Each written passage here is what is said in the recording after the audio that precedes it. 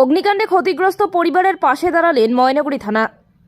আজ রয়েছে বাবার মৃত্যুবার্ষিকী। তার আগেই গত শুক্রবার দুপুর 1টা নাগাদ ঘটে যায় অগ্নিকাণ্ড, যার জেরে শোবার ঘর সহ ঘরে মজুদ টাকা, অলংকার, প্রয়োজনীয় নথি সহ বাৎসরিক অনুষ্ঠানের যাবতীয় সামগ্রী পুড়ে নষ্ট হয়ে যায়। এই অবস্থায় অসহায় হয়ে পড়েন ময়নাগুড়ি ব্লকের চূড়াভান্ডার গ্রাম পঞ্চায়েতের ডাঙ্গাপাড়া এলাকার কালীচরণ রায়। এরপর ঘটনার খবর জানার পর শাহজাদে এগিয়ে এলেন ময়নাগুড়ি থানা। শনিবার ময়নাগুড়ি থানার আইসি তমাল দাসের নির্দেশে পুলিশ আধিকারিকরা এসে পরিবারের হাতে খাদ্য সামগ্রী তুলে দেন।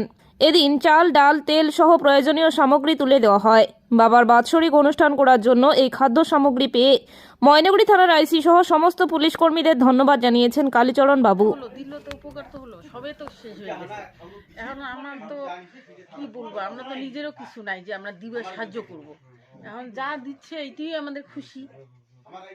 কোথা থেকে দিল এগুলো? এগুলো এসে থানার থেকে দিচ্ছে, ময়নাগুড়ি থানা। ময়নাগুড়ি থানার থেকে। আপনার নাম? আমার নাম গীতা রায়। আমরা যেটা উদ্দেশ্যে আসলাম, গতকাল হঠাৎ থানায় খবর যায় যে এরকম হসলুরডাঙ্গা এলাকার, ডাঙ্গাপাড়া এলাকা, হসলুরডাঙ্গা বাজার এলাকার পার্শ্ববর্তী এলাকা ডাঙ্গাপাড়ায় একটা বাড়িতে আগুন লাগে। যার বাড়িতে আগুন লাগে সেটি তার নাম হচ্ছে কালীচরণ রায়। তো এই খবর আমরা থানায় যখন শুনলাম, তার পরবর্তীতে আমাদের মাননীয় আইসি সাহেব শুনলেন যে যার বাড়িতে আগুন লাগছে কালীচরণ বাবুর বাড়িতে, ওনার বাড়িতে আজকে ওনার বাবার বাৎসরিক ছিল। খুব দুঃখজনক ঘটনা। একদিকে বাবার বাৎসরিক, আজকে গতকাল তার মধ্যে আগুন লেগে গেলো।